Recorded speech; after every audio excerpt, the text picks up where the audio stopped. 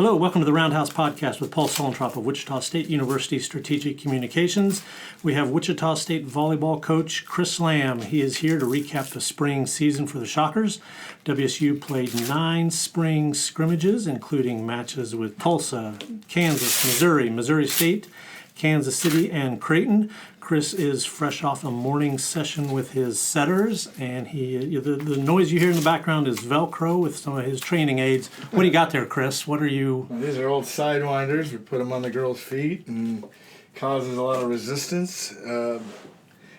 It helps with creating power and balance, and just to make it a little more challenging for them. There are always interesting things going on in Shocker volleyball practice. Right. Let's remind people about last fall, 2024. Shockers returned to the NCAA Tournament for the first time since 2017. They won the AAC Championship at Koch Arena. Shockers went 18-14, 10-6 in the conference, lost to SMU in the first round of the NCAA Tournament. Departures from that team, most prominently middle Morgan Stout, setter Izzy Strand, libero Annalie Hellisty. Outside, Alyssa Gonzalez. Back from that team, Brooklyn Leggett, Emerson Wilford, Maddie Wilson among the attackers, and a really good group of littles that we will talk about, Gabi Maas, Katie Galligan, and Grace Hett. Chris, Shockers back in the NCAA Tournament last year, 2023, won the NIVC. What does that strong 2-year stretch tell you about where Shocker volleyball is? Good question. I'm glad you didn't forget about that NIVC. That was, I think that's underrated. I think it's something to be said for making a run in a single elimination tournament. I hope that thing continues to get enough traction to keep it alive. Last year, it's a 32-team tournament, and I think they had 28 or 29 teams. I don't think they could get 32 teams who qualified to actually accept the bid, so that was frustrating last year to see that. But 2 years ago, it was a full field. Everybody that made it, I thought, was capable of advancing. And I like that for our sport. It did a lot for us. We have had some ups and downs with injuries to our starting lineup the past couple of years, and you need a lot of good fortune. And in this league, I'll say it this way, Paul. A few years ago, the year after COVID, we all returned our same teams. Almost every starting lineup in the conference looked the same. So, in a year where Temple came in second, they followed up the next year coming in second to last with the same athletes, and across the conference. And I'm just telling you, you're going to need a lot of good fortune to sort of make your goals. I asked the SMU assistant coach 2 years ago when we were playing a back-to-back there. I said, how many team goals could you reach if you competitive goals could you reach if you lost one starter? And he said 0. I went, yeah. There's probably only a handful of teams in any conference, or basically maybe even in the country, that could overcome not having your best lineup out there for volleyball, because we have to turn in lineups. We don't share minutes. So last year was no different. We lost Gabi and Maddie in the spring, and it was going to be difficult. And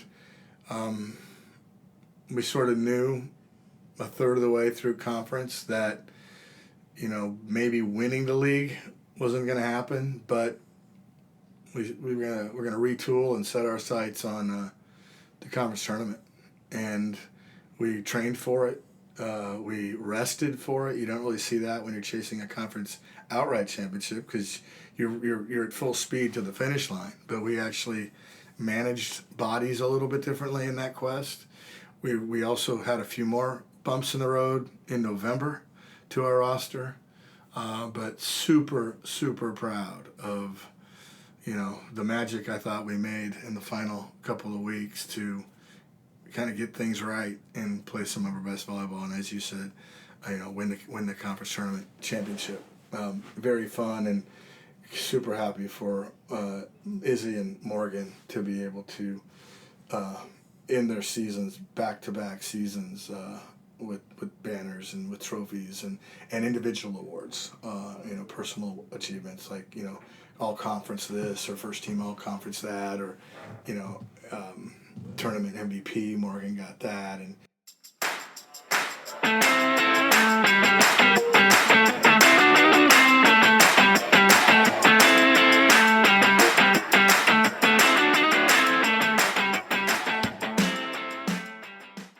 Hi, this is Rick Muma, president of Wichita State University.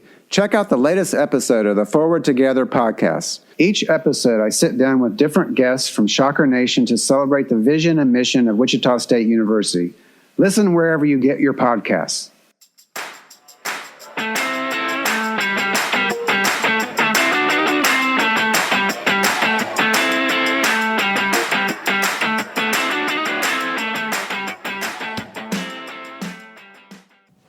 Thanks for asking. It's fun to revisit those stories. And, Morgan went off to be professional. Izzy's just signing a contract now to go play professionally, and really happy for them. Big story of the spring. What pops to mind, what you accomplished? Well, I'm going to give the spring a C+. I felt that competitively it was just average, but maybe a B-. But some of the things we worked on, we like to be really aggressive in the spring, and then you back up. So you try to almost play at maximum speed in the spring, and then in the fall it's more maximum controlled speed. What can you do well? So there's a lot of science room projects, experiments rather, going on in the spring. People doing different positions, people trying to expand their skill set, doing just who's going to become the next passer. So everybody's trying that. Where how many different sets can you score with? How fast can the setters play? That's what spring. I don't let spring be easy. In a way, you might say I sort of sabotage us in the spring from being really good on the scoreboard and playing matches. But I also felt, the reason I say average was I don't know how hard we fought in a couple of our matches, and I had to remind them of that this literally is our preseason. I think as a mid-major, your non-con is absolutely part of your season. So anybody that says preseason once August rolls around is a fool. So if we have a preseason, it's the previous spring. And so it matters. And I just felt there were some ups and downs with that competitively in terms of how we approached competing. I'm not afraid to say that out loud. But we also had some great development. I feel like both Sarah and Hannah, two setters that are going to be taking over for Izzy, carrying the torch. I can tell you they made great progress. Like Allie Paulsen is just a different athlete than she was a year ago. She's come a long way.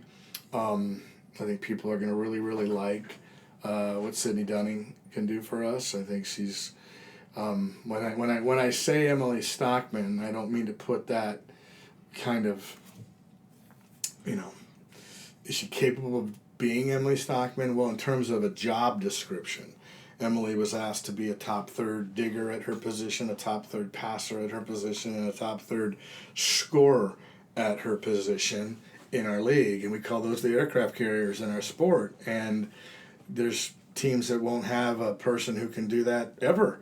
Well, I will tell you that once every 5 or 6 years, we're even attempting to make a claim that somebody can do all of that. Well, I'll make a claim that she's capable of doing all of that. So that's exciting for us. Brooklyn Leggett is becoming more well-rounded, more polished. I think she's scoring with more range. She's scoring on both pins now. I think she was good. Another one that was super happy to see, Gabi Maas. She lost her season last year to an ACL tear in the previous spring, preparing for Brazil.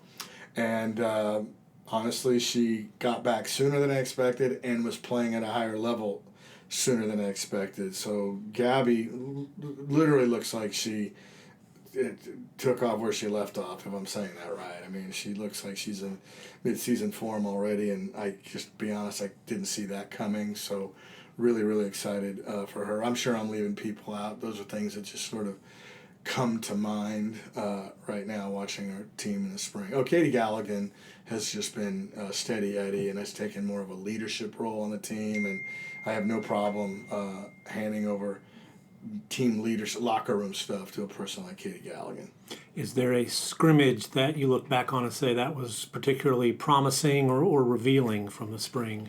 Honestly, our last match versus Missouri, who I think is very, very good, we didn't win that, but I thought we played right with them.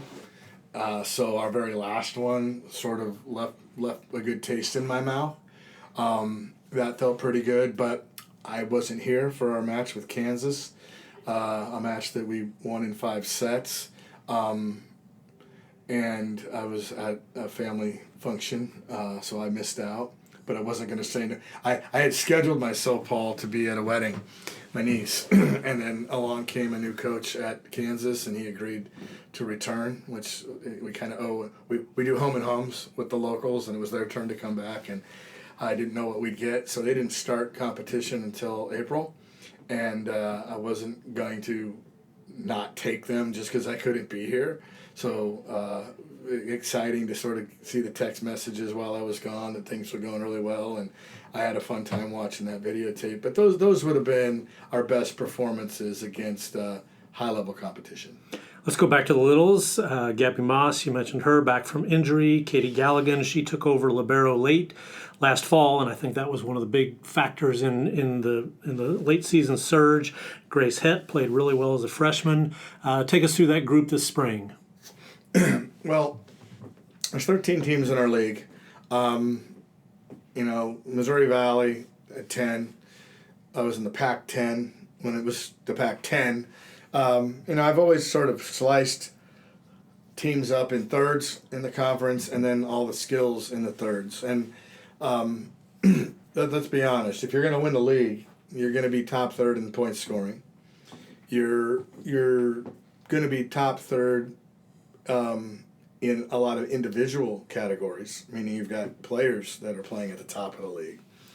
So, opponent hitting percentage, how holding your opponents to lower scoring than what they're used to, is one of the cardinal stats in our sport. And I believe that if we're in a 5-1 and all 3 of them are playing, I believe that we will be able to keep up with the top teams, one of which will be us in defense. If we're in a 6-2 and we're only playing 2 of them, we're speaking about the liberos right now, the littles, as we say in our sport. It'll be too bad, but we're in a 6-2 if we're in a 6-2, it's because of other reasons. But, I'd like to think that because of them, that our passing and our digging should keep us in the top third. Usually coaches say serve and pass together, but serving is different. I'm not willing to say that we will be top third there just yet, but I believe that we can be a top third passing and digging team, primarily because this is how much confidence I have in those liberos. Should be a really strong group. 3 newcomers joined the Shockers this spring. You mentioned Sydney Dunning, a junior transfer from Cal State Bakersfield, outside hitter. Junior setter Hannah Hawkins, transfer from High Point in North Carolina. And junior middle Eleanor Engel from Central Missouri. How are those 3 fitting in? So all of them are wired right. I love what they're about. They all work hard. They were all sort of seeking more than what they were getting, and I think they have found that here. I think they feel very challenged. I think they feel very welcomed. I think they like the vibe with our staff. I think they like the vibe in the locker room, as we say in sports, meaning amongst the team. And they are part of keeping our atmosphere hungry and strong. I'm speaking to their brain and their character right now, not their ability. These are 3 young women that want to fight, and easier said than done recruiting that. So, we thought we were getting that when we watched them on tape and did our homework, but to have them in the gym and to see them approach practice every day and training, we got that part right. So the next part is, what roles will they have? Well, I already mentioned how Sydney can be maybe the busiest player on our team. Hannah, we said goodbye to a first-team all-conference setter. I felt next year might be setting by committee anyways, so I wanted to find someone a little older. I was hoping to find a junior or a senior. We found a junior in Hannah. And I just wanted the setting room, if you can say it that way, like they do in the NFL. I wanted the setting room to be more competitive. So I felt, let's add another setter to the mix, and we ran a 6-2 this spring, 2 setters. Not so much for the setting or what I expect from the setting, more as it was more of a tryout for all the other things. In the 6-2, my rights can play left, my lefts can play right, more attackers can be on the floor, more attackers have to handle the ball. Not really setting up spring for winning as much as I'm setting spring up for developing. So you asked about the setters. I thought that having getting another setter in here at spring allowed a lot of that to happen. And then, with Eleanor, she came from Division II, but so did Brooklyn, by the way, and she's done just fine here. I just like what Eleanor's about. I mean, her talking to Eleanor on the phone, she's like, how do I convince you that I'm really, really interested? I'm like, well, Eleanor, you kind of have. She's like, I want to drive down and meet you. I'm like, come on down. I mean, just very purposeful, like her motor, like ask the best questions in training. We got to get her in the best shape of her life, and we got to get the ball on that arm because she has one of the better arms on our team. So if we can find a ball for Eleanor that she can score with, whether it be middle or perhaps on the right side, that will probably tell you, how she's doing or where she's going. Us finding a ball that she can score with at a regular rate. I mean, she's got arm talent, and our job's to find a ball that she can score with, and so that's what we're working on with all of our players. But that will tell you how she's doing on our team competitively. And Eleanor is from Kansas City, so when you talk to her, she would have a 3-hour drive down here. You mentioned the word challenge, and when I talked to the 3 newcomers a couple weeks ago, I think all 3 of them mentioned that word. Are you able to tease that out during the recruiting process, that's what they're looking for? Well, I try to be really, really honest, and with Sydney, it's like, hey, you can make us better. You can come here and be really busy, and she's from the same club that Emily Stockman was from, and it was like Emily wanted to be a really, really, really, really busy and important person, and I said, hey, you're coming from the land of Stockman, and this is what I told her, and that's a role for you, and she's delivering. It will continue to be challenging for her, but I just told her that with Hannah. And with Eleanor, it was, I need depth at these positions. I have no idea how soon you're going to help us on the court. It may be immediately. It may be never. I like what I see from you. I like what you're about. I wouldn't be recruiting you if I didn't think you guys could make our gym better. But I hope sooner than later you can make our starting lineup better. So that was pretty much how the conversation went with those 2. But I mean, I'm always trying to do the best job I can of spelling out, the job description I see them filling, and then the job description I need them to fill as the years go on. So for the setters, what did you learn this spring about them? And as you are building a lineup, 5-1, 6-2, how's that process unfold?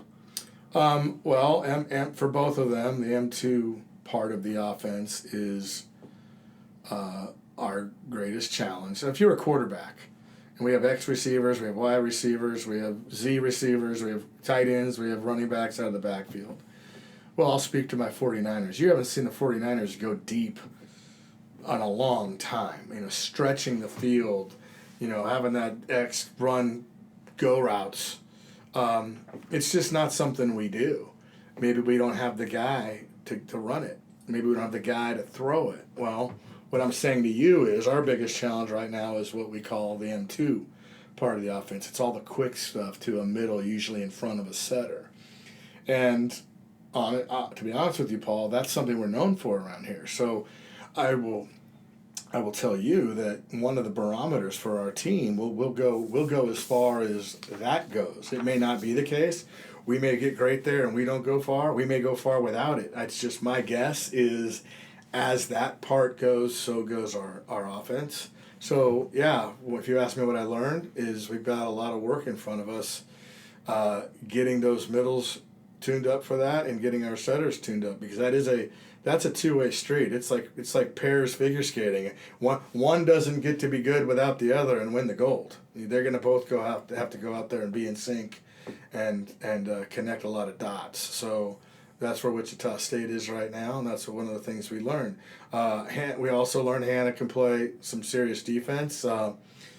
Probably the best defender at the setting position we've had here in a while. That's saying a lot, and good for her.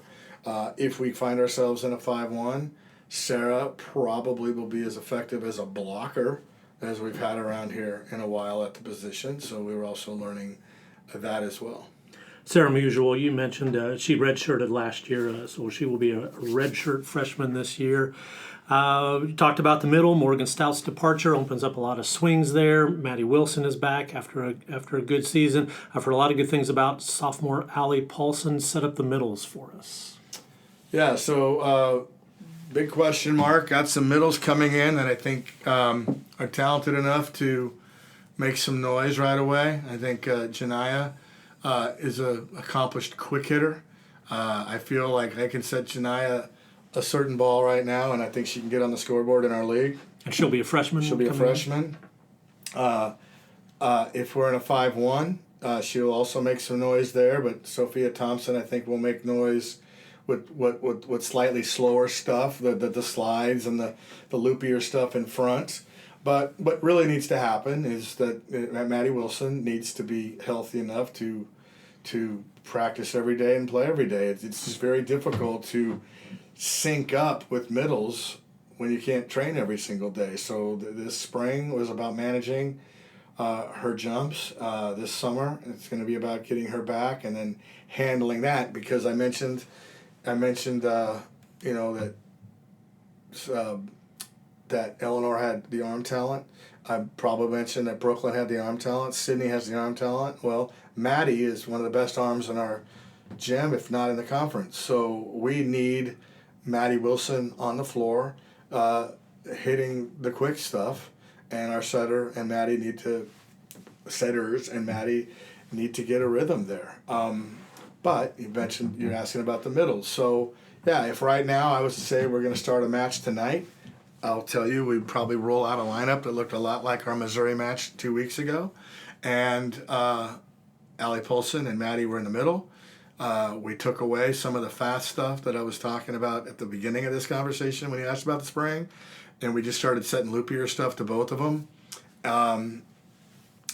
More mother's milk, if you will, just kind of went back to something we were kind of well-versed in from before, and they both scored against Missouri. So, it makes you think that those two and maybe others can get us there, but it is a question mark. How will Wichita State do in the middle? I've went out on a limb and told the team this spring we might be better passing and defending than we were last year, returning all the littles. And I'd like to think that we're going to be better on the pins, 2 lefts and the right, or 2 lefts and 2 rights, than we were last year. So I'm willing to say we'll pass as good or better than last year. We'll attack on the pins as good or better than last year. We'll block on the pins as good or better than last year. And we'll defend as good or better than last year. I'm even willing to say probably better. The question marks will probably be, well, what are you going to do in the middle?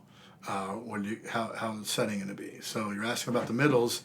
Well, you're asking about both because the middle offense is more setter dependent than the high ball offense. So that, again, as that goes, so go the Shocks.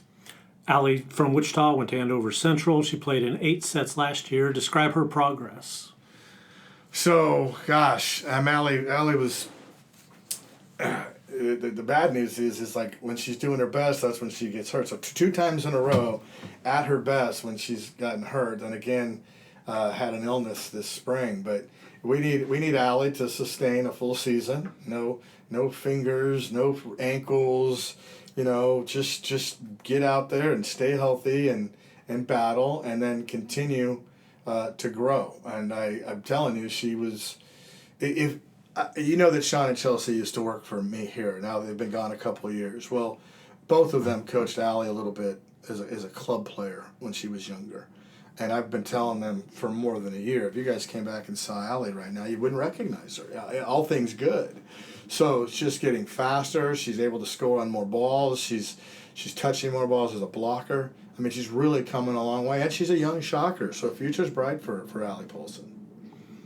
Brooklyn Leggett, we've talked about her. She was third on the team last year, 262 kills, her second season at Wichita State. You should remember her third set in the AAC championship match versus Florida Atlantic last year. She had 7 kills on 11 swings. What's next for Brooklyn? How does she continue to progress? Scoring with more range, scoring on both pins, being a more aggressive blocker into out. That's what's on the docket. That's the job description. Is we've sort of raised expectations of Brooklyn. And then I think I said this earlier, Paul. I mean, I'm like, hey, all conference. You played like an all conference player at the end of the year. We got to have it from wire to wire. A lot of times, Paul, you got a 5-day work week. You're asking some young players to have a good day. Then you're asking them to maybe have 2 out of 5. Then you're asking them to learn how to stack good days, 2 in a row. Well, you're a senior now. So now I'm talking 4 or 5 days out of the week need to be highly productive. She's ready for that. The last great right side player here, Sophia Rolling, I can absolutely remember me and her discussing, looking at stats, looking at leadership, just performance stuff in general. Hey, man, all these days matter. So when you first got here, it was give me a good day, 1 a week. Now it's you get 1 a week. You need to sustain that. Well, I've challenged Brooklyn to be an all-conference player. But guess what? Bryce is going to have something to say about that. South Florida opposite's going to have something to say about that. Birmingham's opposite's going to have something to say about that. Tulsa's opposites, both of them, are going to have something to say about that. UTSA, going to have something to say about that. I mean, I can just go through our roster, Temple, our schedule. Our conference can put up 8 kids that I can name that I could say if we put up 3 or 4 all-conference first or second teamers, I can tell you 8 girls right now that I think are fighting for those 3 or 4 spots, and I don't even know who the new girls for the league are. So it's going to be North Texas, forgot her. It's not going to come easy, but if you put them all in a group and you match them all up, some's got a little of this over her, some's got a little of that over her, but all things considered, Brooklyn's in the equation, and we need Brooklyn to come out of this 42, 43, 44% kills, consistently hitting, 260 and up, consistently 2.5, 3 kills a game. Like, hey, but why stop there? 3.2 kills a game, consistent, average it. So that means sometimes there's 4 and 5, like you just said. She had a 7. Well, okay, you want to average 3.5, 4? Well, there's going to have to be some 6 and 7s in there to do it. So, definitely raising the bar for her, and I trust that she will work her tail off to achieve that. Chris Lamb, wrapping up spring volleyball for the Shockers. Chris, thanks very much for your time. Always love talking, Paul.